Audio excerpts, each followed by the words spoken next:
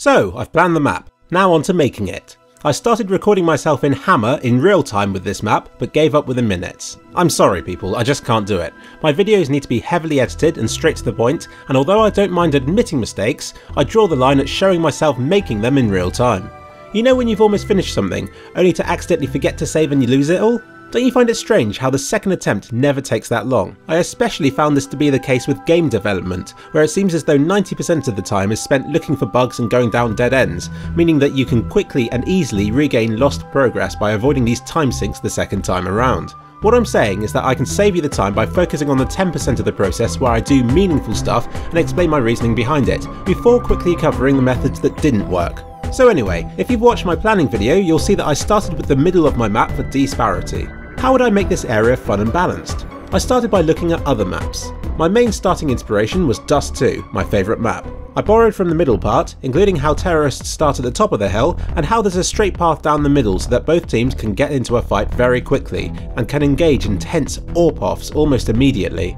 Warm-up rounds on Dust 2 are much more enjoyable for me than any other map because of this middle, and if I want to test something with my friend, it's always my go-to map.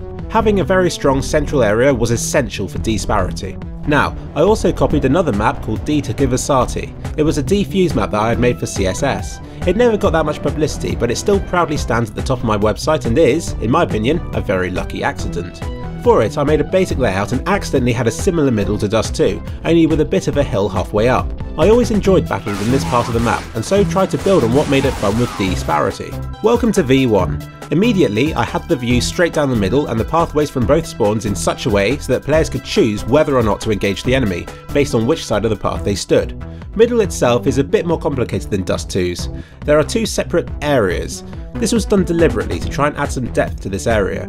With Dust 2, you know precisely where CTs will come from, making terrorist control of middle almost guaranteed. By mixing it up a bit with two entrances, suddenly there are many combinations of different tactics that either team can employ to control the area. It's important to try and hold on to both sides of middle, otherwise the other team will be able to flank. To help CTs, who may have a slightly weaker position thanks to their lower height, I added a sniper ledge to CT spawn, letting CTs cover alternate mid from a restricted but handy position.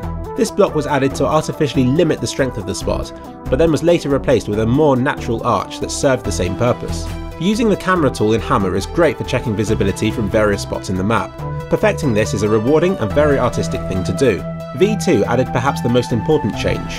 That building in the middle is now lowered to serve as a platform. I felt that this joined up the two sides of middle a bit more and made it less disjointed. Also, the new central area automatically shoots the number of tactics available through the roof. These first two versions were only playtested against bots. At such an early stage of development, it's not fun enough to justify detailed playtesting. I don't want to waste real players' time if bots can help iron out some of the most basic errors of the map. Now listen up, because I believe that this is the single most important thing to remember when making a map. I believe that it's not the number of corridors, but the number of different ways a single place can be played that determines the quality of the map.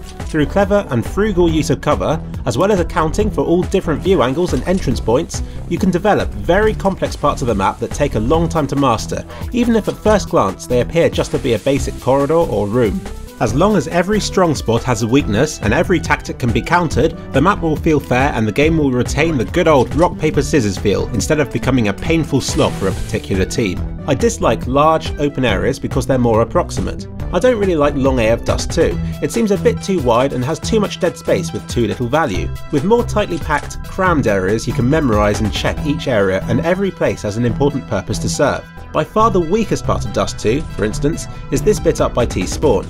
It's so large and open, and most of it is barely used by players. I have a feeling that it was designed to be a bomb site, and then wasn't changed to reflect its demotion to generic corridor. Over subsequent versions, I tweaked the entrances to this middle area, the length of mid, and the cover that was available to both teams. The cover added was by no means final, but simply acted as an idea that I could then test in-game. I'd rather make too many changes than not enough. Even if 90% of them don't work, there are always some that improve the map, and you can only find these through trying new things. This was when I loaded it up with other players. I didn't bother with 10 people, it was mainly one-to-one testing just to get thoughts and a second opinion of the map.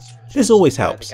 You'd be surprised by how many new and original tactics and grenade strategies another person can bring to the table. You'll also notice the snow texture on the ground. I like snow because it sounds very different to other materials, and I thought that having a diverse number of surfaces would benefit the gameplay of the map and to allow players to more easily identify the location of the enemies. I'm not going to lie, even at this early stage it was great fun to play, and I played for a good half hour with several different people. I was proud to have such a strong central area to my map, one that I'd say is a lot more fun in a standalone environment than Dust 2's. Additional complexity isn't always better, I know, but we'll see how it plays out if this map has a strong standalone middle. It's not as if I want to completely copy existing maps, is it?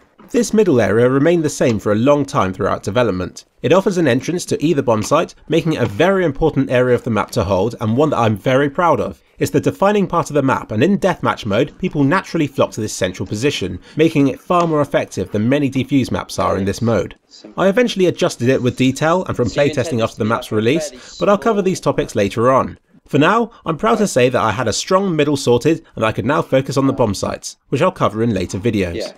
Thank you for watching. Yeah, I think that... hang on, just thinking here. So we start here, we run out here. I think you should make it so that you can run either side of these boxes. Just bring them out slightly. Just cause otherwise it's just a little bit sort of clunky. Do you know what I mean? You sort of get stuck. And yeah. So. We are good to go.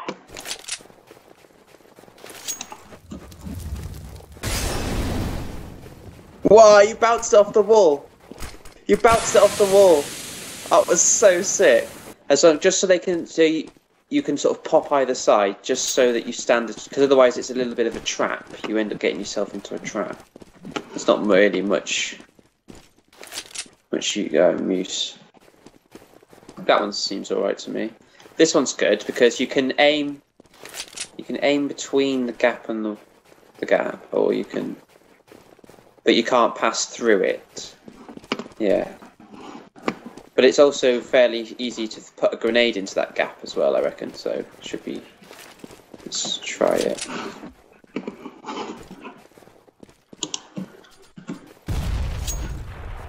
Yeah.